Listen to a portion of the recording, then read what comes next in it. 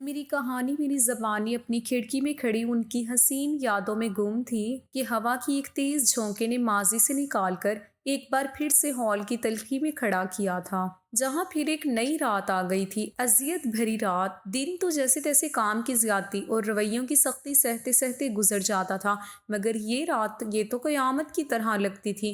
جب لڑکیاں نئے نئے خواب سجاتی ہیں، سہانے سپنے دیکھتی ہیں، ایسے میں اپنے لیے اللہ سے صرف اور صرف صبر مانگا کرتی تھی۔ اتنی سی عمر میں اتنی بڑی آزمائش! یا اللہ، تو ہی میرا مددگار ہے۔ ابھی میں اپنی سوچوں میں ہی گم تھی کہ دروازے پر دستک ہوئی۔ روز کی طرح دروازہ کھلا تو میرے سسر ہاتھ میں گرم دودھ کا گلاس لے کر کھڑے تھے۔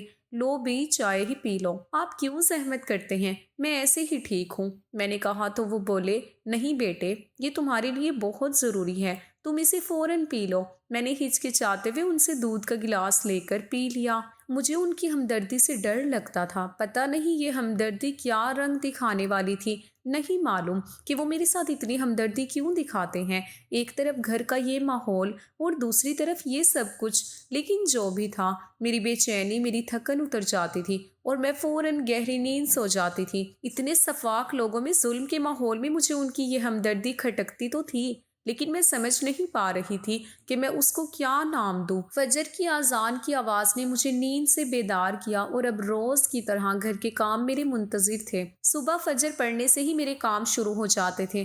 گھر کے تمام کام اور ذمہ داریاں میرے ساتھ تھیں۔ میری ساس اور نند مجھے سکون کا ایک لمحہ نہیں گزارنے دیتی تھی۔ دنیا کا کون سا ظلم تھا جو وہ مجھ پر نہیں آزماتی تھی، چاہے جسمانی ظلم ہو یا پیٹ کی مار۔ انہیں ایک بے دام کنیز ملی ہوئی تھی جس پر وہ اپنا ہر حربہ آزما رہی تھی۔ کبھی پورے پورے دن بھوکا رہتی تو کبھی طرح طرح کے کام نکال لیتی جس میں لگنے کے بعد کسی اور کام کو ہوش نہ رہتا، اور اگر کام مکمل نہ ہو تو بری طرح سے پیٹ بھی ڈالتے تھے۔ میری ہی نحوست کی وجہ سے آج یہ ہنستا بستا گھر ویران ہو چکا تھا، کچھ میری وجہ سے ان کا بیٹا ان سے چھن چکا تھا۔ اس کے بعد یہ سب تو جائز تھا، لیکن بس ایک خواہش تھی کہ وہ سب میں نے کبھی نہیں چاہا تھا، چاہ سکتی بھی نہیں تھی۔ بھلا اپنی زندگی میں بھی کوئی آگ لگاتا ہے؟ مگر کوئی اس بات کو سمجھے بھی تو؟ یہاں تو سبھی مجھے مجرم سمجھتے تھے اور اس کا بدلہ لے رہے تھے۔ آج تو انتہا ہو گئی تھی۔ 2 دن سے کھانے کے نام پر صرف چند لقمے ہی ملے تھے۔ بھوک سے پیٹ میں گریں ہی پڑ رہی تھی۔ ساس کی مرضی کے بغیر کچھ کھانے کی اجازت نہیں تھی۔ جب بھوک برداشت نہیں ہوئی تو میں نے سوچا کہ تھوڑے دن سو جاؤں، شاید سکون مل جائے۔ یہ سوچ کر میں اپنے کمرے میں چلی گئی۔ ابھی بیڈ پر لیٹی ہی تھی کہ نقاہت کی وجہ سے غنودگی طاری ہو گئی۔ ہر شام کے کھانے کو تھوڑی سی دیر ہو گئی۔ میں ہڑبڑا کر اٹھی اور بھاگ کر باہر آئی تو ساس اور نند کو اپنا منتظر پایا۔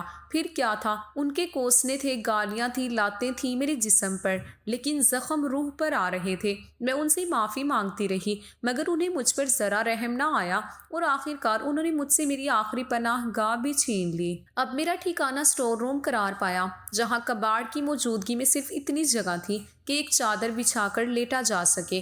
میں اپنی قسمت پر یہ بھی برداشت کر رہی تھی کہ اس کے علاوہ کوئی چارہ بھی نہیں تھا، نہ تو کوئی پناہ گاہ باقی تھی اور نہ ہی یہاں سے نکلنے کا کوئی راستہ تھا۔ جب جرم بڑے ہوں تو پھر سزائیں بھی بڑی ہوتی ہیں۔ پھر سب سے بڑی بات یہ ہے کہ سب کچھ اس محبت کے بدلے میں مل رہا ہے۔ وہ محبت بہت انمول تھی۔ وہ جانتی تھی کہ ان دونوں کے درمیان سٹیٹس کا بہت فرق ہے، اس لیے وہ اس کے کسی جذبے کو بڑھاوا نہیں دینا چاہتی تھی۔ جانتی تھی کہ اس کا انجام برا ہوگا، مگر حسین سب سے چھڑ جاتا، وہی سارے فرق بھلا بیٹھا تھا۔ بس ایک ضد تھی اسے حاصل کرنے کی۔ وہ کب تک اس کے منہ روز سچے جذبوں سے لڑ سکتی تھی؟ آخر کار ہار ہی گئی، پھر بھی سمجھانے کی کوشش کرتی رہتی تھی۔ حسین، آپ کے گھر والے اس رشتے کے لیے کبھی راضی نہیں ہوں گے، آپ سمجھے اس بات کو، ہم ایک منزل کے راہی نہیں ہیں۔ آپ کو چاہیے کہ اپنے والدین کی پسند سے شادی کریں، جہاں وہ چاہتے ہیں۔ پھر میری امی بھی بہت پریشان ہے، وہ جلد از جلد میری شادی کرنا چاہتی ہیں۔ وہ ابھی بول ہی رہی تھی کہ حسین نے اسے خاموش کروا دیا جب میں نے تم سے کہہ دیا ہے کہ تمہاری شادی مجھ سے ہی ہوگی، جو تم سمجھتی کیوں نہیں ہو۔ دیکھو یار، تم پریشان مت ہو، میں اپنے گھر والوں کو راضی کرنے کی کوشش کر رہا ہوں۔ مجھے یقین ہے کہ وہ جلد ہی راضی ہو جائیں گی، اور اگر ایسا نہ ہوا تب بھی شادی تمہاری مجھ سے ہی ہوگی، یہ طے ہے، حسین نے غصے سے کہا۔ لیکن حسین، آپ میری بات کو سمجھیں، یہ بات تو تم سمجھو، میں تم سے شدید محبت کرتا ہوں اور تمہارے بغیر نہیں رہ سکتا، پھر چاہے مجھے اس کے لیے کچھ بھی کرنا پڑے، میں ہر حال میں تمہیں حاصل کر کے رہوں گا۔ اسے حسین کے جذباتی ہونا یاد آتا تو آنسو پلکوں کی بار توڑ کر بہنے لگتے۔ وہ بہت جذباتی ہو رہا تھا، کہنے لگا، میں نے ممی کو کہہ دیا ہے کہ میں کشف سے کسی صورت شادی نہیں کروں گا، میں تم سے محبت کرتا ہوں اور تم سے ہی شادی کروں گا، بس میری جان تھوڑا سا انتظار کر لو اور اللہ کے بعد مجھ پر یقین رکھو، ہماری شادی ہو کر رہے گی۔ حسین اور وہ ایک ہی محلے میں رہتے تھے مگر دونوں کی معاشی زندگی میں بہت فرق تھا۔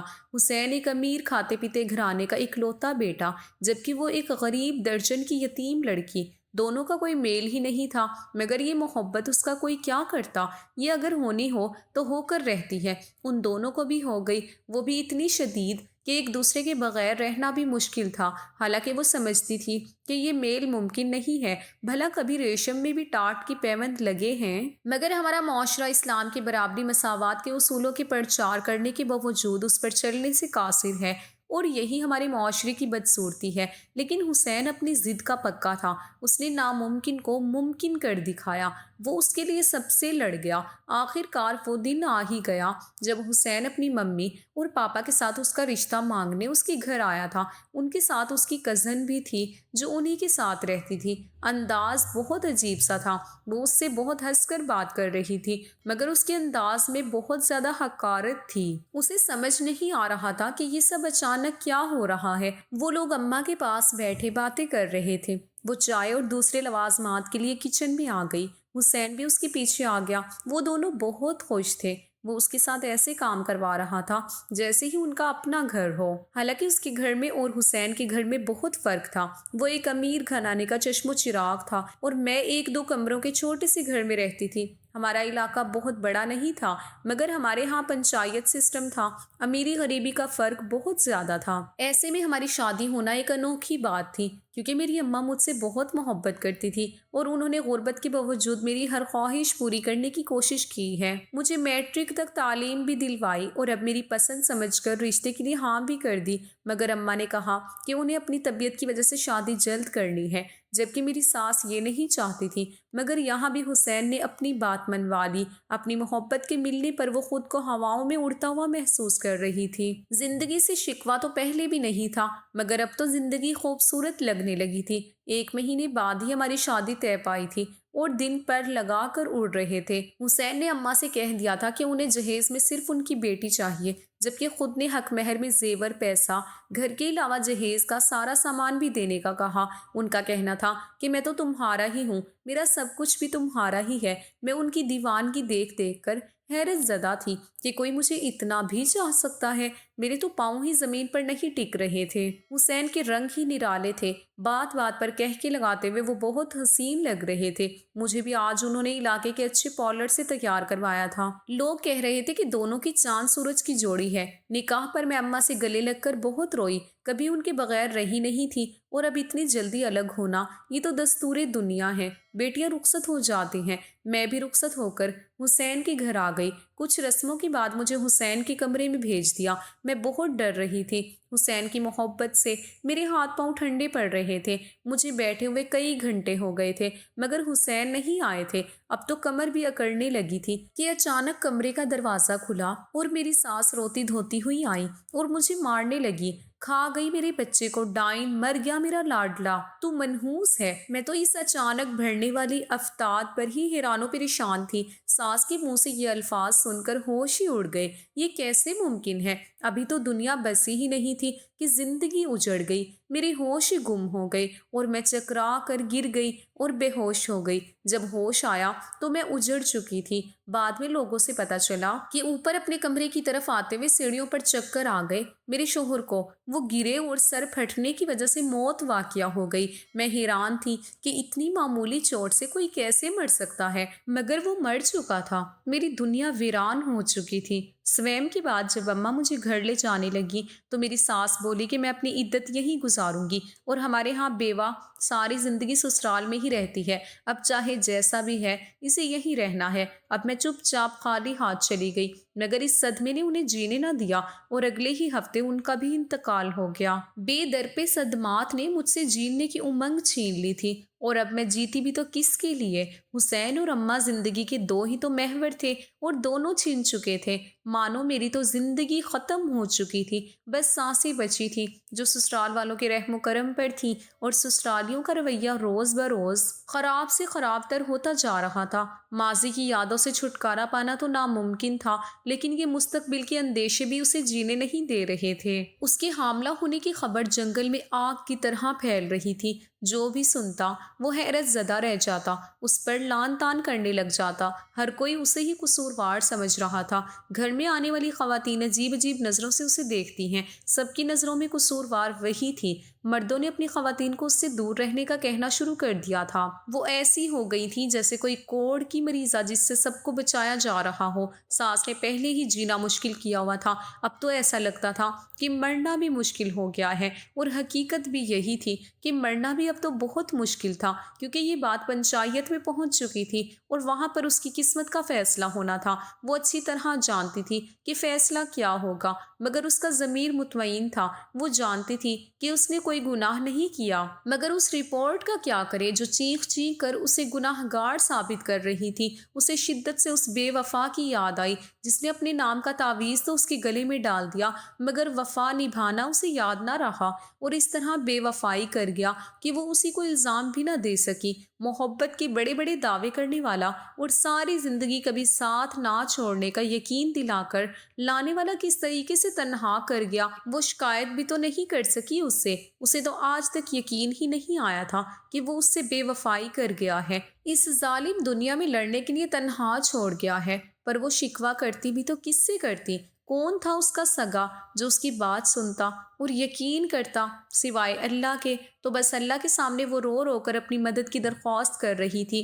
जब से आई थी रोए जा रही थी। अल्लाह से अपना हर दुख बयान करती कि अल्लाह ताला, आप तो जानते हैं, हर बात से बाखबर हैं कि मैंने ऐसा कोई काम नहीं किया जो काबिल गिरफ्त हो। आप तो समीउल बसीर हैं, आलिमुल गईब हैं, सब जानते हैं। मैं आपकी बंदी हूँ, मेरा आपके सिवा कोई नहीं है। आपने मदद ना की तो कोई मददगार ना होगा। या अल्लाह, अपनी इस बंदी को तन्हा ना छोड़े। अभी वो दुआ मांग रही थी कि उसकी नंद गाड़ती हुई आई और बाल पकड़कर उठाया। यहाँ नवाबजादी आराम कर रही है, काम इनके बाप के नौकर करेंगे। चल उठ, बहुत कर लिया आराम, घर का काम कर, खाना बना। इतने सारे लोग आए हैं, तुझे कुछ एहसास भी है? बस खत्म हुई तेरी बादशाहत, अब तेरा किस्सा खत्म। देखना अब तेरे साथ क्या क्या होता है। ये अल्फाज थे कि जहरीली निश्तर वो तो पहले ही बदम थी, अब तो जान बिल्कुल ही निकल रही थी।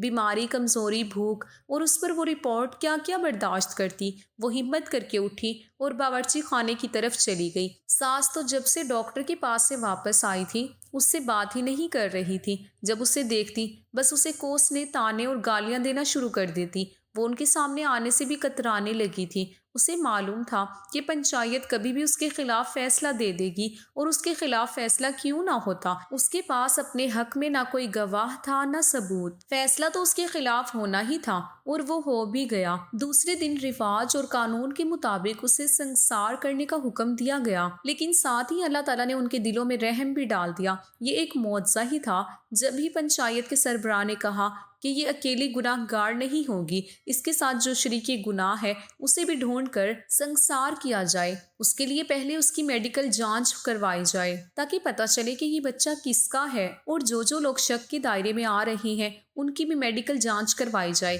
ताकि असल मुजरिम तक पहुंचा जा सके। उन्होंने कहा कि मेडिकल किसी गैर जानिबदार जगह से करवाई जाए ताकि सच सबके सामने आ सके।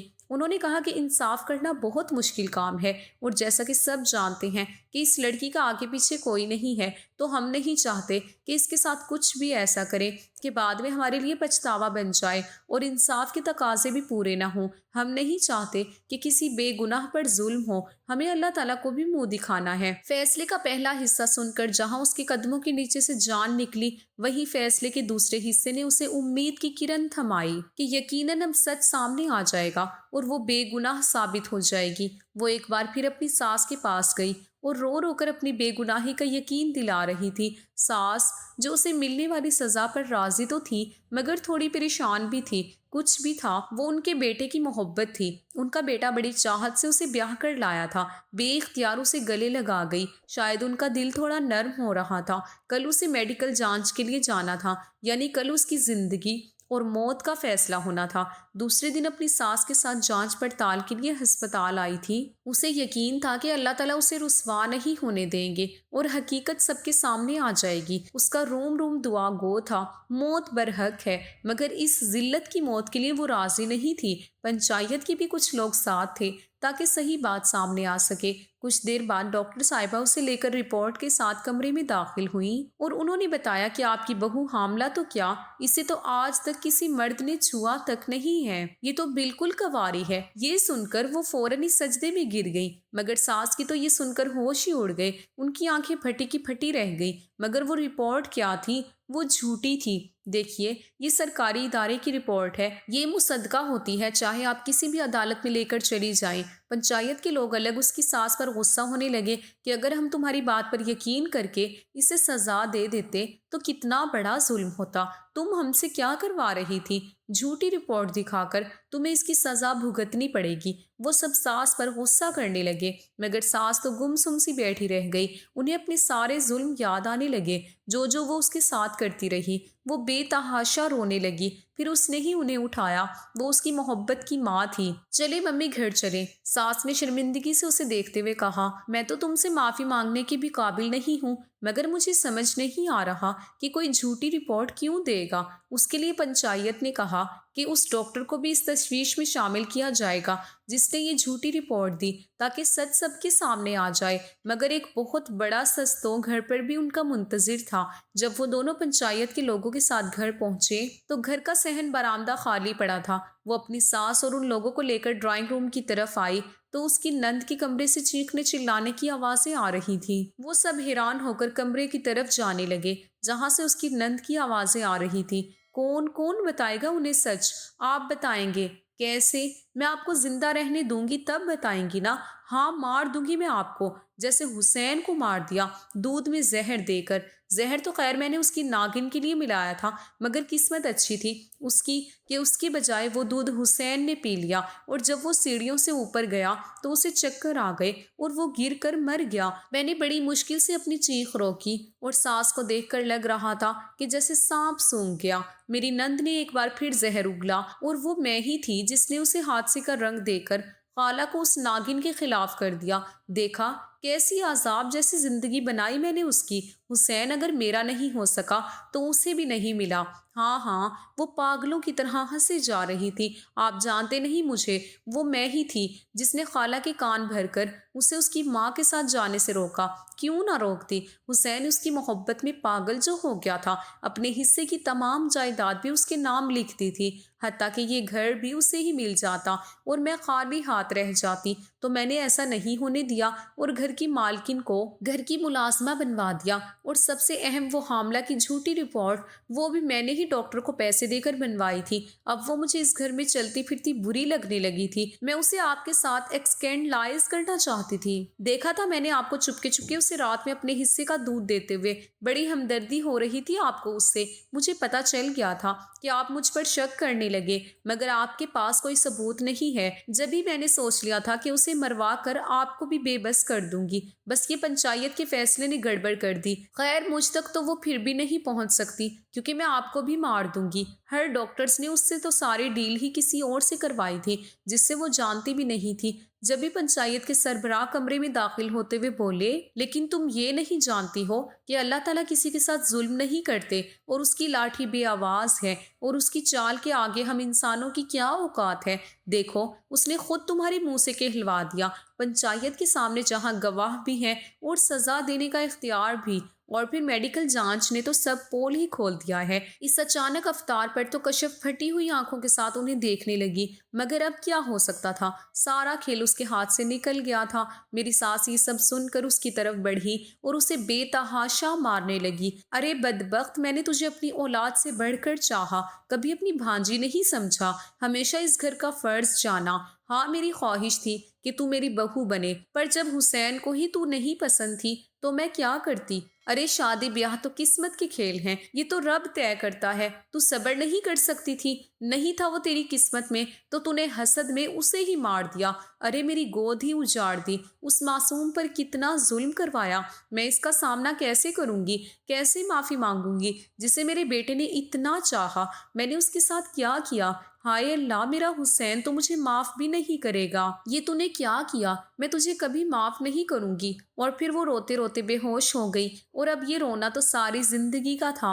अपनों के दिए हुए जख्म बहुत तकलीफ देते हैं। पंचायत के लोग कश्यप को अपने साथ ले गए सजा दिलवाने के लिए। मेरे ससुर मेरे पास आए और सर पर हाथ रखकर कहा, अपनी मम्मी को माफ कर देना। उसने ये सब जानबूझकर नहीं किया, वो दिल की बुरी नहीं है। और मैंने सोचा कि माफ करना इतना आसान है क्या? लेकिन फिर ख्याल आया कि ये मेरे हुसैन के माँ बाप हैं, जो मुझे मलका बनाकर लाया, जिसने मुझसे बेगर्ज मोहब्बत की। और बेगर्ज मोहब्बत तो नसीब वालों को मिलती है। तो मैं इस मोहब्बत के वालदैन के साथ कैसे कुछ बुरा कर सकती हूँ? अगर आपको आज की कहानी पसंद आई है तो वीडियो को ज़रूर लाइक कीजिएगा और अपने दोस्तों के साथ भी शेयर कीजिएगा। और हाँ, अगर आपने अभी तक हमारा चैनल सब्सक्राइब नहीं किया तो ज़रूर सब्सक्राइब करें। मिलते हैं कल एक नई और दिलचस्प कहानी के साथ। अल्लाह हाफिज़।